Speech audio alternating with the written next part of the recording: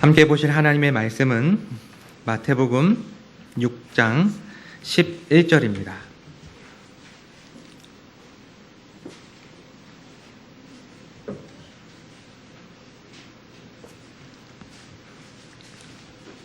마태복음 6장 11절 신약성경 8페이지에 있습니다. 오늘도 예배당뿐만 아니라 각자의 처소에서 예배드리는 모든 분들에게 동일한 말씀으로 동일한 은혜가 전해지기를 주님의 이름으로 축원합니다. 같이 한 목소리로 읽도록 하겠습니다. 시작. 오늘 우리에게 일용할 양식을 주시옵고. 아멘. 오늘 우리에게 일용할 양식을 주시옵고. 지난번 우리는 주기도문의 이 전반부 세 가지의 기도 제목과 그리고 요한계시록 4장과 5장의 배경을 통해서 예배에 대한 주님의 가르침을 함께 나누었습니다. 그래서 오늘은 자연스럽게 이 주기도문의 이 후반부의 내용, 그 가운데 특별히 이 11절 말씀, 오늘 우리에게 일용할 양식을 주시옵고 라는 이 말씀을 가지고 함께 은혜를 나누도록 하겠습니다. 우리가 지난 시간에 이 배경에 대해서 잠깐 언급을 했지만 좀 시간이 지났기 때문에 다시 한번 간단하게 이 주기도문의 문맥상의 위치와 구조에 대해서 좀 설명을 해드리도록 하겠습니다. 이 주기도문은 마태복음 5장, 6장, 7장에 걸쳐 있는 예수님의 산상설교 가운데 정가운데 가장 가운데에 위치하고 있는 것이 주기도문입니다. 예수님께서는 자신의 설교를 듣고 있는 사람들을 향해서 바른 기도, 참된 기도라고 할 수 있는 이 주기도문을 먼저 말씀하시기 전에 6장 5절에서부터 8절을 통해서 잘못된 두 가지의 기도에 대해서 말씀해 주셨습니다. 여러분 기억나십니까? 그것이 어떤 것들이었죠? 첫 번째는 외식자의 기도였습니다. 외식자의 기도는 위선적인 기도라고 할 수 있겠죠. 기도의 대상이 마땅히 하나님이 되어야 하는데 다른 사람들을 의식하고 결국에는 자기 자신이 영광을 취하는 그것이 바로 이 외식자의 기도라고 할 수 있습니다. 두 번째는 이방인의 기도입니다. 이방인의 기도는 중언부언하는 기도, 똑같은 말을 계속해서 반복하는 기도인데 왜 이와 같이 똑같은 말을 계속해서 반복하느냐? 그것은 바로 이 말 가운데 어떤 주술적인 힘이 있어서 계속해서 우리가 마음을 담아서 그것을 반복하면 그것이 이루어질 것이다 라는 이방인들의 잘못된 이 사고, 그런 신뢰 속에서 기도를 하는 것이 바로 이 이방인의 기도라고 할 수가 있습니다. 예수님께서는 이 두 가지의 잘못된 기도를 통해서 잘못된 기도의 대상에 대한 그리고 잘못된 기도의 방법에 대한 지적을 해 주신 이후에 그리고 6장 9절부터 13절까지 바로 주기도문, 우리가 배우고자 하는 이 주기도문의 내용들이 시작되는 것을 볼 수가 있습니다. 이 주기도문은요, 여러분 큰 햄버거를 생각하시면 될 것 같아요. 햄버거가 이렇게 빵이 위아래로 있죠. 그리고 가운데 이렇게 패티가 있는데 위아래의 빵들이 바로 이 부른말과 송영, 그러니까 주기도문의 시작과 끝은 부른말, 하늘에 계신 우리 아버지여라는 부른말로 시작이 되고 이 마지막 끝은 대개 나라와 권세와 영광이 아버지께 영원히 있사옵나이다 아멘이라고 하는 이 송영으로 끝나고 이 중간에 이 패티라고 할 수 있는 부분이 6개의 기도 제목으로 이루어져 있는데 이것이 또 두 부분으로 나누어지게 됩니다. 그래서 전반부 3개는 하나님의 뜻과 목적을 위한 기도, 즉 하나님을 위한 기도라고 할 수 있고 후반부 3개는 인간의 필요에 대한 기도, 즉 우리의 기도라고 말할 수 있습니다. 그래서 11절 말씀을 보면 오늘 우리에게 일용할 양식을 주시옵고 12절 우리가 우리에게 죄 지은 자를 사하여 준 것 같이 우리 죄를 사하여 주시옵고 13절 우리가 시험에 들게 하지 마시옵고 다만 악에서 구하시옵소서. 이렇게 3개의 기도 제목으로 이루어져 있습니다. 그런데 놀라운 것은 이 후반부의 3가지 기도 제목은 우리의 영적이고 육적인 모든 필요를 망라하고 있다는 것입니다. 이에 대해서 로이드 존스 목사님은 이렇게 이야기를 했습니다. 주기도가 말할 수 없이 놀라운 것은 이렇게 작은 문단 속에 우리 주님은 신자의 생활의 모든 점을 포함시킨 것입니다. 우리 육신에 필요한 것, 우리 정신에 필요한 것, 우리 영혼에 필요한 모든 것이 포함되어 있습니다 라고 말을 했습니다. 그래서 결론적으로 주기도문의 전반부가 하나님의 이름, 하나님의 나라, 하나님의 뜻에 대한 간구로 결국에는 하나님을 위한 기도였다라고 한다면, 후반부는 실제적으로 이 땅을 살아가고 있는 신자가 무엇을 구해야 할지를 알려주는 우리를 위한 기도라고 할 수 있습니다. 그런데 우리가 여기서 잠시 이 주기도문의 구성을 통해서 생각해야 할 점이 하나 있는데요. 그것은 바로 우리가 기도할 때, 기도의 자리에서 우선순위가 있다라는 것입니다. 물론 하나님께서는 우리의 한숨까지도 우리의 기도로 연락하시지만, 전체 주기도문을 통해서 예수님은 먼저 하나님의 영광을 구하고, 그리고 그 다음 우리의 필요를 구하라고 가르쳐 주고 있습니다. 자, 이런 배경 속에서 먼저 11절 말씀을 살펴보도록 하겠습니다. 11절 한번 다시 한번 읽어보겠습니다. 시작. 아멘. 오늘 우리에게 일용할 양식을 주시옵고. 물론 우리나라 성경에서는 번역이 되지 않았지만 전반부 세 개의 기도 제목을 보면 하나님을 가리키는 2인칭 대명사 당신이란 말이 들어가 있습니다. 그리고 후반부는 오늘 본문 11절부터 우리라고 하는 1인칭 복수 대명사를 사용했습니다. 그래서 서두에서도 제가 잠깐 언급을 했지만 11절부터 주기도문의 후반부로서 우리의 육적이고 영적인 모든 필요에 대한 기도가 본격적으로 시작이 됩니다. 그런데 오늘 본문에서 가장 중요한 문장은 일용할 양식이라는 이 문장입니다. 먼저 우리나라 말로 일용할이라고 번역된 이 헬라어 에피우시오스라는 이 단어는 성경 가운데 오직 오늘 본문에서만 나와요. 그리고 이 성경 밖에 있는 고대 헬라 문서를 보면 이 단어가 나오지 않습니다. 그러니까 유일하게 오늘 본문에서 사용된 단어가 이 에피우시오스라는 이 단어입니다. 때문에 용례를 찾아볼 수가 없기 때문에 굉장히 이 단어에 대한 해석이 분분합니다. 학문적으로는 이 단어의 해석이 그날을 위하여, 필요한, 다가오는 날을 위해 라는 여러 가지 그런 해석들이 있지만, 우리가 성경을 읽고 오늘 이렇게 설교를 우리가 들을 때는 사실 이 전체적인 문맥 속에서 우리나라 성경이 번역한 일용할이라는 단어가 적합하기 때문에 우리는 이 단어를 일용할이라는 의미로 사용할 수가 있습니다. 그리고 이어지는 일용할 양식의 이 양식은 이스라엘 사람들에게는 사실 빵을 의미합니다. 그러니까 이 말을 우리나라 말로 번역을 하면 밥이라고 할 수 있겠죠. 이스라엘 사람들의 주식이기 때문에 우리나라 말로 번역을 하면 밥이라고 할 수가 있습니다. 그래서 11절 말씀, 오늘 우리에게 일용할 양식을 주시옵고 라는 이 기도 제목은 아주 쉽게 우리의 상황에 맞춰서 번역을 한다면 하나님께 오늘 우리에게 필요한 밥을 주세요라는 기도라고 할 수가 있습니다. 밥이 중요하죠. 밥. 그런데 여기서 이 밥은 단순히 음식에 국한되는 것이 아니라 우리 생활에 필요한 모든 것을 포함합니다. 좀 더 구체적으로 이야기를 하면 인간이 기본적으로 먹고 사는 문제, 즉 의식주의 문제가 이 밥의 범주 가운데 포함될 수가 있습니다. 그리고 인간이 밥만 먹고 살 수는 없겠죠. 정신적인, 경제적인, 사회적인 모든 영역을 이 밥 가운데 포함시킬 수가 있습니다. 즉 여기서 밥이 상징하고 있는 것은 사람이 사람답게 살기 위해 필요한 정치, 경제, 문화, 예술, 사회 등 모든 것을 의미합니다. 이걸 좀 더 어렵게 좀 신학적인 의미로 표현한다면 일반 은총의 영역이라고 할 수 있겠죠. 하나님이 창조를 통해서 우리에게 주어진, 모든 사람들에게 주어진 일반 은총의 영역 전체가 바로 이 밥의 범주에 포함될 수가 있습니다. 그러나 여기서 우리가 주의해야 할 점이 있습니다. 예수님의 의도는 우리 생활에 기본적으로 필수적으로 필요한 그 일용할 양식을 구하라는 것이지 사치품이나 지나치게 많은 것을 달라고 기도하라는 의미는 아닙니다. 분명하게 예수님은 오늘 본문을 통해서 일용할이라는 이 형용사를 통해서 그 범위를 한정하고 있습니다. 자, 그럼 우리가 하나님께 이와 같은 요청, 밥을 달라고 말할 수 있는 근거는 무엇일까요?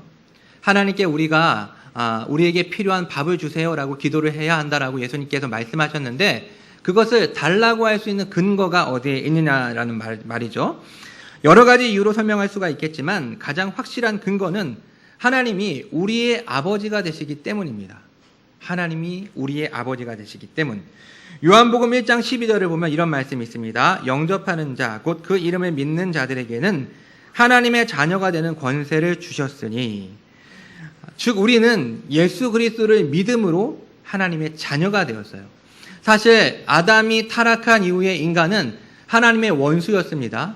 그런데 예수님께서는 단순히 우리의 죄를 사해 주시고 우리를 천국 가는 것에서만 그치는 것이 아니라 예수님을 믿음으로 우리가 하나님과 원수되었던 관계가 양자가 되어서 가장 친밀한 관계, 자신의 모든 것을 상속할 수 있는 이 세상에서 가장 친밀한 관계로 표현하고 있는 이 아버지라는 단어로 설명할 정도로 그와 같은 친밀한 관계가 되었다는 것을 말하고 있습니다.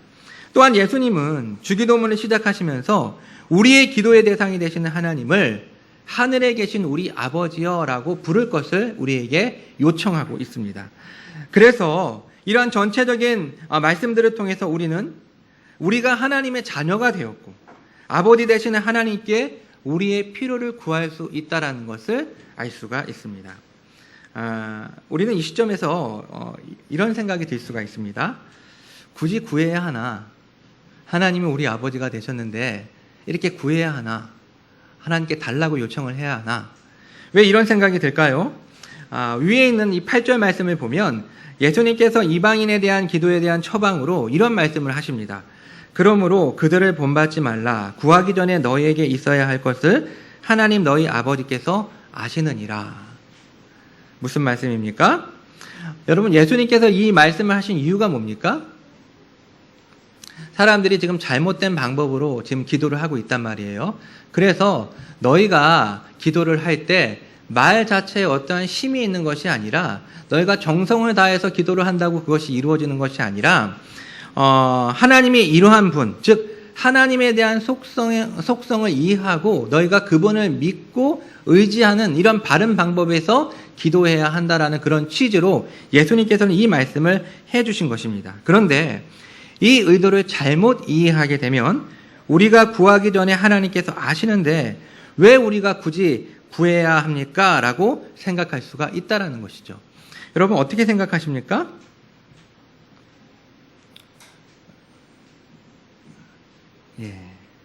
우리가 이러한 일들을 하나님께 구하는 것은 하나님이 우리의 상황을 모르시기 때문이 아니죠.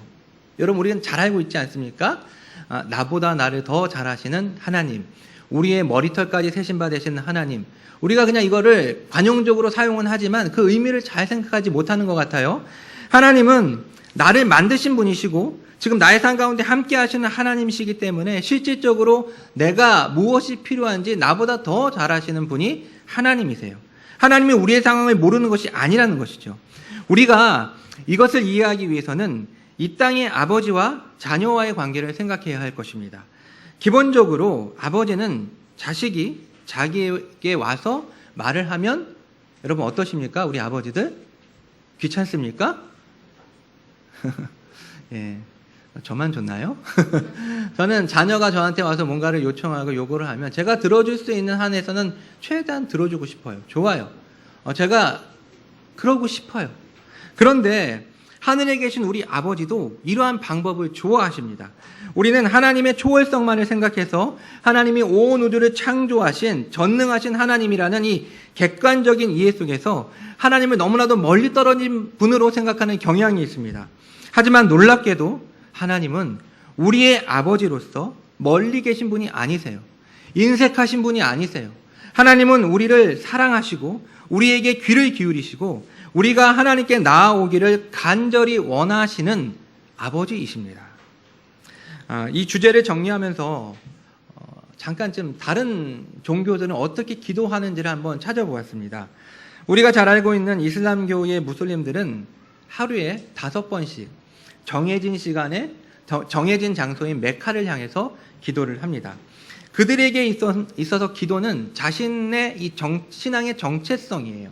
그래서 하루에 5번 기도하는 사람은 무슬림이고 하루에 5번 기도를 하지 않는 사람은 이방인들이에요. 무슬림이 아니에요. 이렇게 말할 정도로 그들은 기도를 자신들의 종교 생활에서 굉장하게 중요한 요소로 생각을 합니다. 그렇다면 이 5번의 기도 시간에 무슬림들은 어떠한 기도를 할까요? 놀랍게도 무슬림들은 자신의 형편과 사정을 알라에게 아뢰며 도움을 요청하거나 소통을 할 수가 없습니다.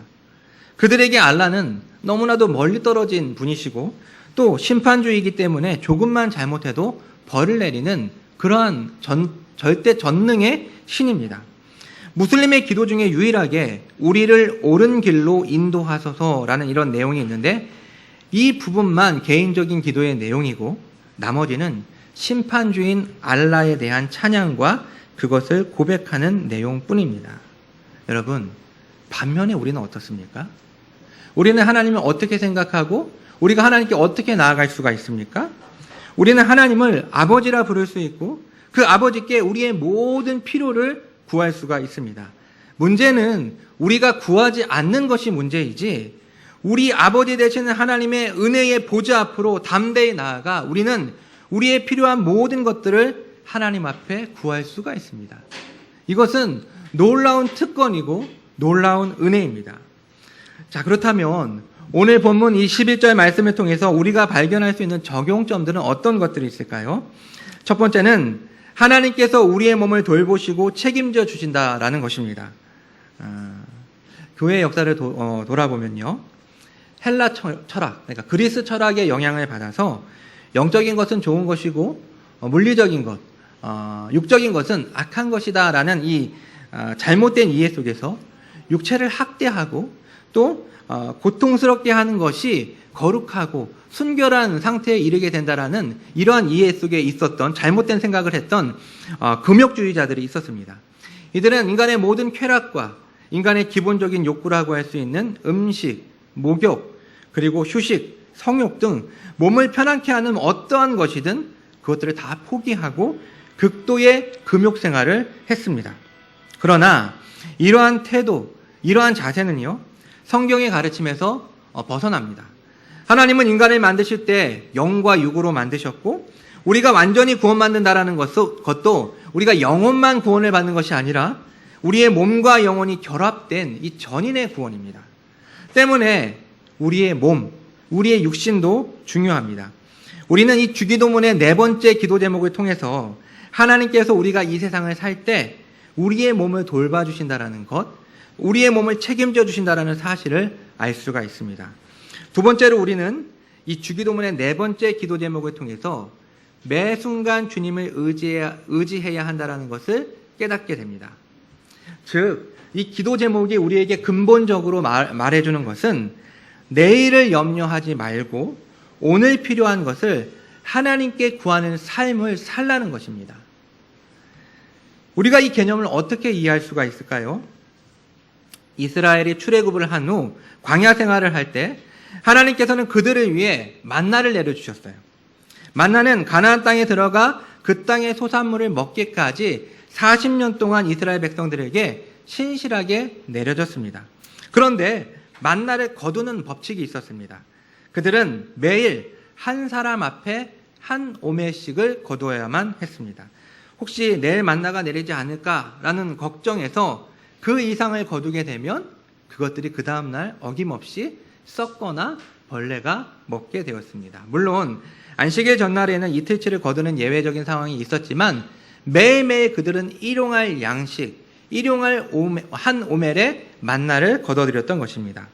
마찬가지로 하나님이 우리에게 원하시는, 요구하시는 삶은 하루 단위로 주님께 구하는 것이며 주님의 채워주심을 경험하며 살라는 것입니다. 분명 하나님께서는 이스라엘 백성들에게 한 주일치의 만나, 한 달치의 만나, 1년치의 만나를 주시면서 자, 너희들이 이 기간 동안에 이걸 잘 활용해서 먹을 수 있도록 하여라 라고 말씀하실 수 있었지만 하나님께서는 그렇게 하지 않으셨습니다. 굳이 이스라엘 백성들에게 매일 이 만나를 거두라고 말씀하셨습니다. 왜 그랬을까요?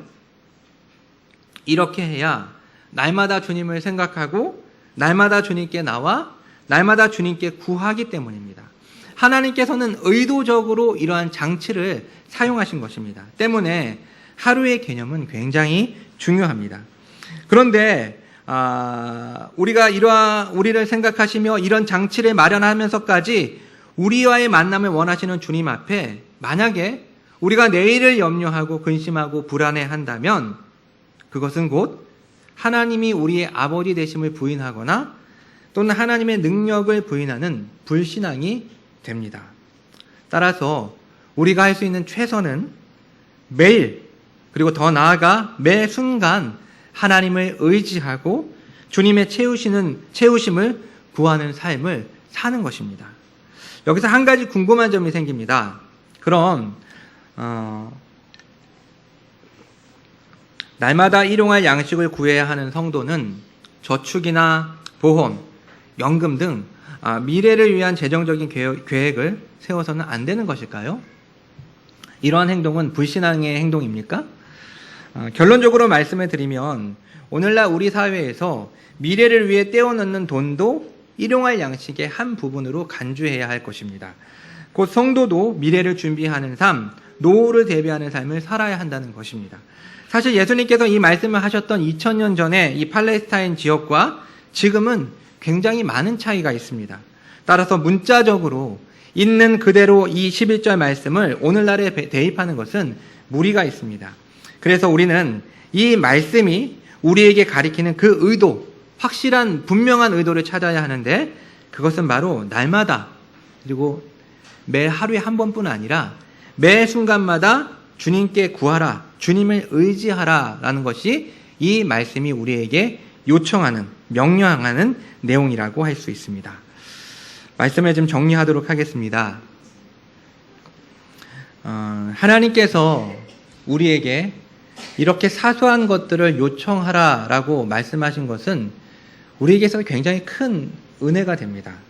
사실 제가 표현을 사소하다라고 이야기를 했지만 오늘 말씀 가운데 이 밥, 일용할 양식은 우리의 이 땅 가운데서의 삶 가운데 결코 사소한 것은 아니죠. 굉장히 근본적으로 필요한 것들, 필수적인 요소라고 할 수 있습니다. 우리는 날마다 매 순간마다 이 밥, 일용할 양식을 주님께 구해야 합니다. 신앙생활을 하면서 경험적으로 느꼈던 것은 처음에는 제가 처음으로 예수 그리스도를 영접하고 아주 뜨끈뜨끈한 신앙생활을 할 때는 아주 사소한 것까지 기도를 했던 것 같습니다. 비가 오면 학창시절에 버스를 기다리면서 버스 정류장에서 하나님 10분 안에 버스가 올 수 있게 해주세요 라고 간절히 기도했던 적이 있습니다. 물론 10분 안에 왔을 때보다 10분 이후에 왔을 때가 더 많았지만 이처럼 삶의 모든 부분에서, 삶의 모든 영역에서 하나님을 귀찮게 할 정도로 많은 요청을 했습니다. 그런데 교회밥을 먹어가면서 서서히 하나님을 향한 요청이 줄어들기 시작했습니다. 왜 그랬을까요? 해도 안 들어주시니까. 즉 기도 응답에 대한 실패가 쌓이면서 하나님께서 들어주실 것만 기도를 했던 것 같습니다. 그때는 뭐가 기도 응답인지도 모르고 내 마음대로 기도하고 그것이 이루어지지 않으면 실망을 하고 이러한 실망들이 점점 쌓이면서 하나님을 향한 요청이 줄어들었던 것 같습니다. 그리고 신학을 공부하면서 하나님을 조금 더 알게 된 후에는 물론 제대로 알지 못했기 때문에 이러한 문제들이 발생을 했지만 기도의 내용이 이 불균형하게 되었습니다. 그래서 우리의 일용할 양식을 구하는 것은 그걸 의식적으로 생각하지는 않았지만 그러한 기도는 낮은 수준의 기도라는 생각이 제 생각의 기저에 깔려 있었고 그래서 기도의 자리에서 항상 주기도문의 전반부 쪽의 기도, 하나님의 이름, 하나님의 나라, 하나님의 뜻을 위한 기도를 많이 해야 한다라는 생각을 했었습니다. 물론 그래서 막상 기도의 자리로 가면 이런 기도를 조금 하다가 결국에는 내 개인적인 기도, 나의 필요를 위한 기도로 되돌아오곤 했지만 이렇게 잘못된, 어그러진 그런 기도 생활을 했던 것 같습니다. 물론 하나님께서는 그 과정 속에서도 우리의 기도를 들으시고 저를 신실하게 인도해 주셨습니다. 이렇게 기도에 대한 다양한 시행착오를 거치면서 점점 더 기도하는 법을 배우게 되었습니다. 결론적으로 예수님은 분명히 우리에게 일용할 양식을 달라는 기도를 가르치십니다. 그것도 매일 그리고 매 순간 하나님께 요청할 것을 말씀하십니다. 그렇다면 오늘 말씀을 우리의 기도 생활에 어떻게 실제적으로 적용을 할 수가 있을까요? 마태복음 18장 3절을 보면 이런 말씀이 나옵니다.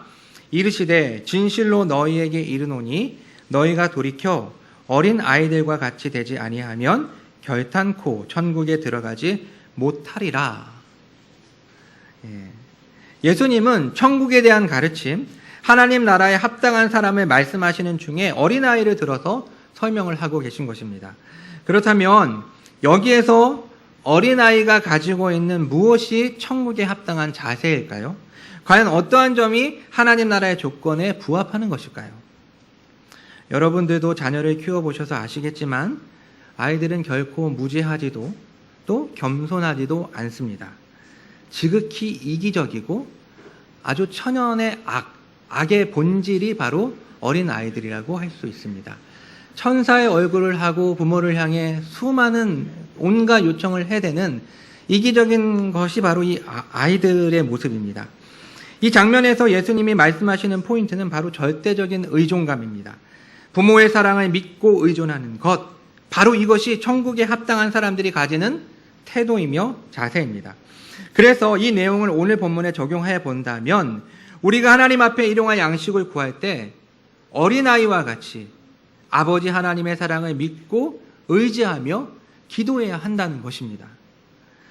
하나님께서는 우리의 기도에 100% 응답해 주십니다. 물론 그 응답이 때로는 우리의 바람과 다를 수 있지만 신실하신 하나님, 선하신 하나님은 우리에게 가장 최고의 결과로 가장 좋은 것으로 기도에 응답해 주시는 하나님이십니다.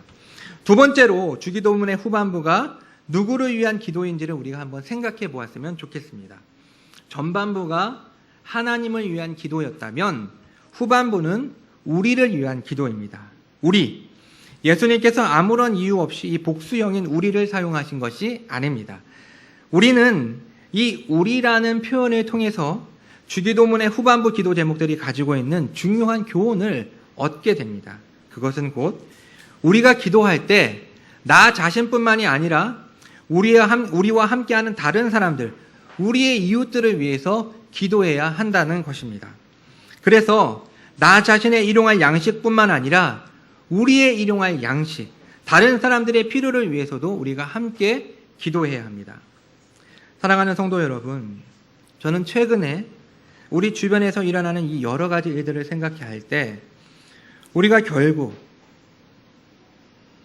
저와 여러분이 우리를 위해서, 나 자신뿐만 아니라 우리를 위해서 더 많은 기도를 해야겠다라는 생각이 듭니다.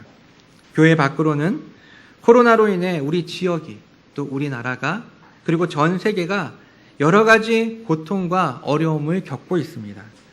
우리는 기도의 자리에서 나의 기도뿐만이 아니라 이런 우리의 기도를 함께 해야 합니다. 또한 교회 안으로는 몸이 아프신 분들과 또 아직까지 주님을 만나지 못한 교우들이 우리 주변에 있습니다. 우리는 그들을 위해서 함께 기도해야 합니다. 사랑하는 성도 여러분, 말씀을 맺도록 하겠습니다. 우리는 하나님의 자녀로서 아버지 하나님께 우리의 일용할 양식, 밥을 구해야 합니다. 우리가 주님 앞에 매일 그리고 매 순간 우리의 문제를 가지고 나오기를 아버지 하나님은 원하십니다. 우리가 주님 앞에 나아갈 때 어린아이와 같이 사랑하는 부모님을 믿고 신뢰하며 나가는 어린아이와 같이 나가야 하고 또 그 기도의 자리에서 나의 일용할 양식을 넘어서 우리의 일용할 양식을 위해 우리는 기도해야 합니다. 바라기는 저와 여러분이 오늘 우리에게 말씀하시는 주님의 음성에 귀를 기울이고 일평생의 삶을 통해서 이 기도의 제목을 이루어 나가는 사람들이 되어지길 주님의 이름으로 축원합니다. 함께 기도하겠습니다.